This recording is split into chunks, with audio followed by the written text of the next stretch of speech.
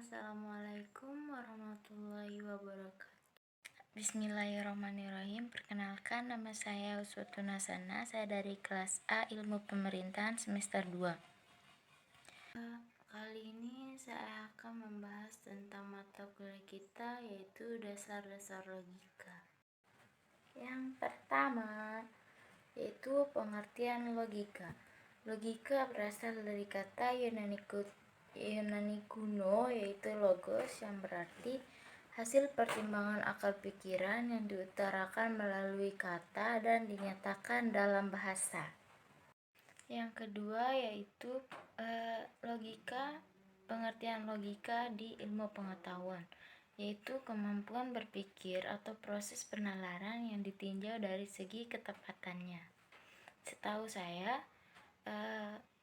logika di ilmu pengetahuan itu memiliki dua objek, yaitu forma dan materia.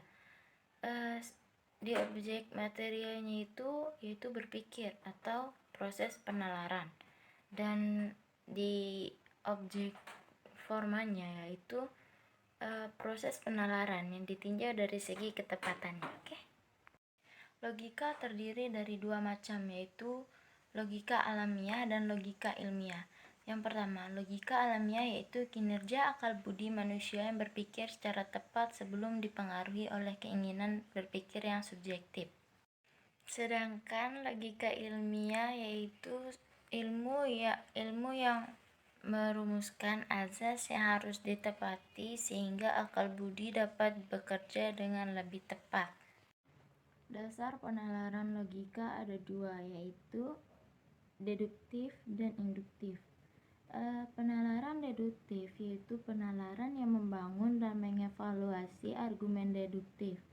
Contoh, andai kebenaran dan kesimpulannya ditarik atau merupakan konsekuensi logis dari premisnya atau bukti-bukti yang diberikan, dapat dinyatakan valid atau tidak, bukan benar atau salah, hanya jika disimpulkan atau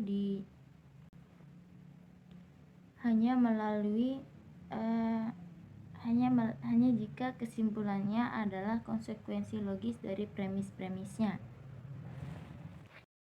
Sedangkan penalaran induktif yaitu penalaran yang berangkat dari serangkaian fakta khusus yang disimpulkan atau untuk mencapai kesimpulan umum.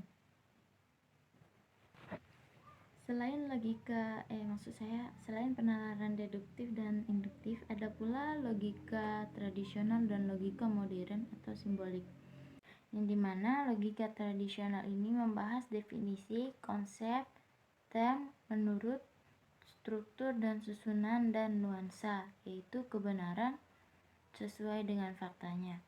Yang kedua, logika modern atau simbolik, yang dimana lebih mementingkan tanda atau simbol yang memiliki hubungan di antara tanda-tandanya. Padahal realitas tidak bisa ditangkap oleh simbol-simbol tersebut. Sejarah ringkas logika. Pada masa Yunani kuno, logika dimulai sejak Thales tahun 624 sebelum Masehi sampai 548 sebelum Masehi. Beliau adalah seorang filsuf pertama yang meninggalkan dongeng, tahayul, dan berpaling kepada akal budi untuk memecahkan rahasia alam semesta. Kemudian, Aristoteles mengenalkan logika sebagai suatu ilmu. Bahkan ia mengatakan bahwa Thales menarik kesimpulan air adalah alam semesta dengan alasan bahwa air adalah jiwa segala sesuatu. Air adalah jiwa tumbuhan, air adalah jiwa hewan dan manusia, air juga uap, air juga es.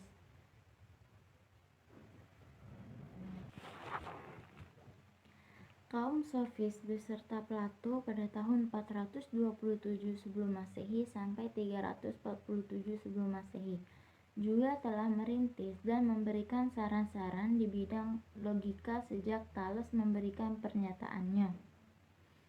Pada 370 sebelum Masehi sampai 288 sebelum Masehi, Theophrastus, murid Aristoteles yang menjadi pemimpin Lyceum, Melanjutkan pengembangan logika. Istilah logika untuk pertama kalinya dikenalkan oleh Zeno dari Citium 334 sebelum Masehi sampai 226 sebelum Masehi, seorang pelopor kaum Stoa.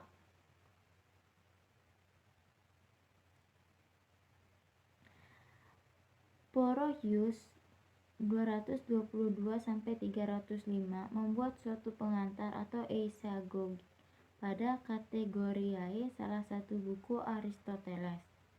Boethius 480 sampai 524 menerjemahkan eisagoge Porphyrius ke dalam bahasa Latin dan menambahkan komentar-komentarnya. Selain itu, Johannes Damascenus 674 sampai 749 menerbitkan Von Scientiae, lahirnya logika modern dengan tokoh-tokoh seperti 1. Petrus Hispanus, kedua Roger Bacon, Raymundus Lullus, dan William Ockham. Penggunaan logika Aristoteles secara murni diteruskan oleh Thomas Hobbes dan John Locke. Francis Bacon mengembangkan logika induktif di dalam bukunya yang berjudul Novum Organum Scientiarum. J.L. Mills melanjutkan logika yang menekankan pada pemikiran induksi yang bukunya berjudul System of Logic. Lahirnya tokoh-tokoh pelopor logika simbolik yaitu Gottfried Wilhelm Leibniz, George Boole, John Venn, dan Gottlob Frege.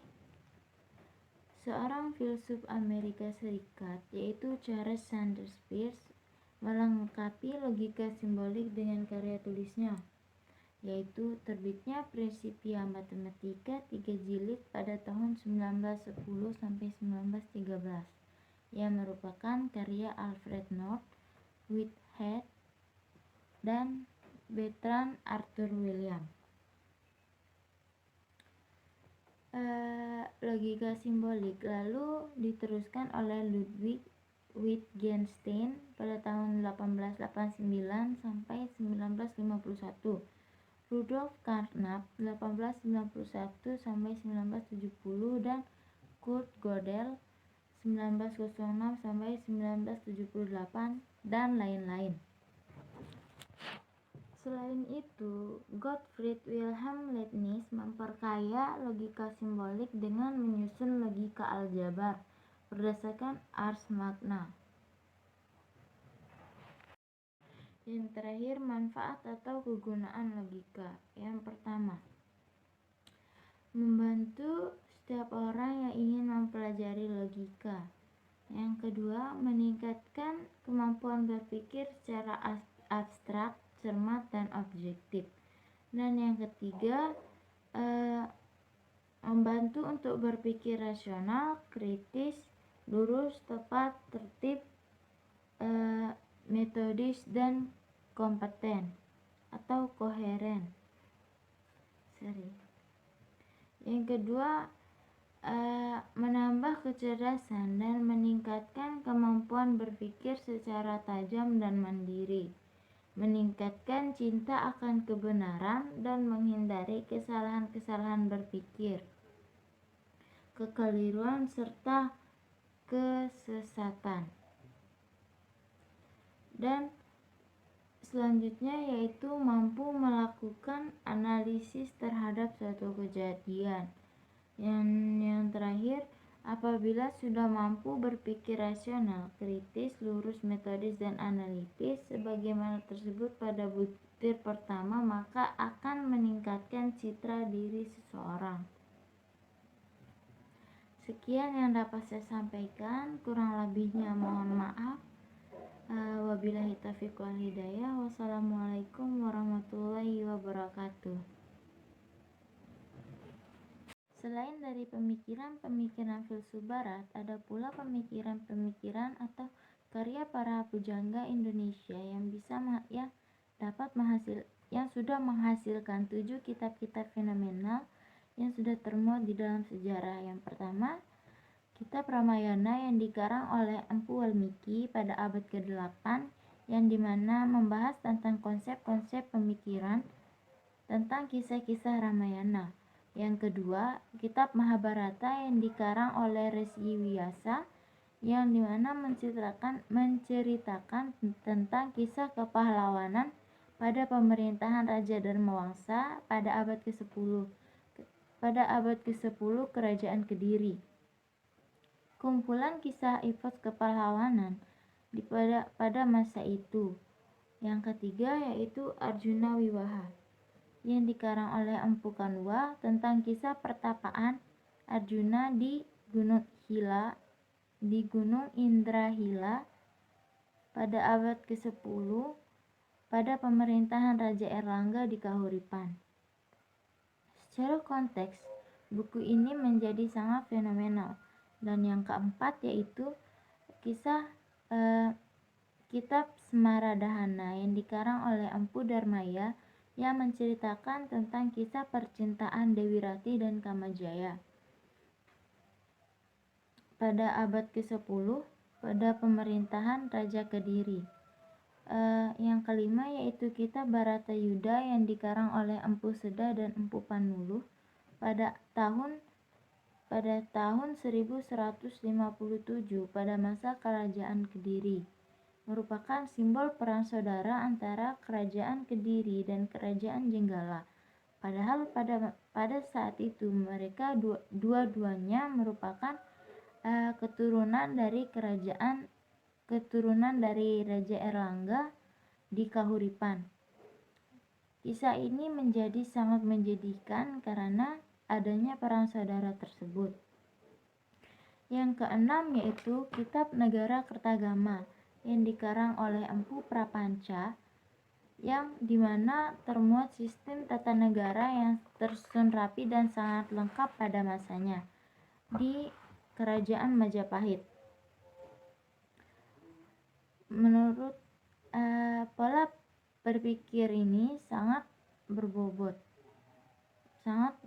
tinggi. Dan yang ketujuh yaitu kitab Sutasoma yang dikarang oleh Empu Tantula, yang dimana memuat slogan Bhinneka Tunggal Ika, yang berarti yang berbeda-beda tetapi tetap satu, yaitu manunggal, yang artinya tidak ada kebenaran kedua, yang menjadi suatu bentuk pola pikir pada waktu itu yang melihat fenomena masyarakat di Nusantara, di mana masyarakat yang berbeda-beda tetapi disatu padukan dalam satu kesatuan yang utuh di bawah panji Kerajaan Majapahit. 7 karya ini merupakan karya pada masa abad pertengahan, di mana pola perkembangan logika pada masa ini yang patut kita banggakan. Selain itu, logika merupakan proses berpikir yang akan melibatkan apa yang kita lihat itu dapat kita kembangkan. Selain itu, pola pikir kritis juga tidak hanya dimiliki oleh para filsuf barat atau pada orang-orang barat seperti Thales yang memiliki pemikiran tentang air adalah arke, yaitu jiwa dari segala alam semesta.